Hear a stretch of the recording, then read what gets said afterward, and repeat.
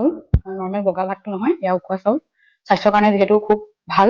আজি তাকে উখোৱা চাউল বনাইছিলো, কল পচলা আৰু বুটৰ দাইলৰ ভাজা, পাতৰ আগ পিঠাগুড়িৰ লগত সিজোৱা, ভেন্দি বইল, নিমখ আৰু মিঠাতেল দিছো। এয়া পুৰা আমৰ পিটিকা, মগুৰ কোমোৰা আৰু থেকেৰা দি পেলাই টেঙা জোল বনাইছিলো। আৰু এইটো হৈ গ'ল মগুৰ যিখিনি বাকলি ৰৈ গৈছিলে, সেই বাকলিখিনিতে বেচন আৰু আলু বইল এটা দি পেলাই এইটো কৰিছো পকৰা।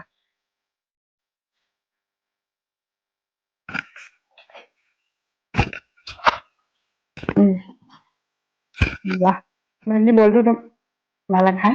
মৰা পাতৰ এইটো খাই চাওঁ অকণমান, এইটো মজা যে।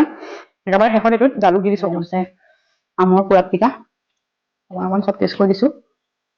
এইটো পকৰা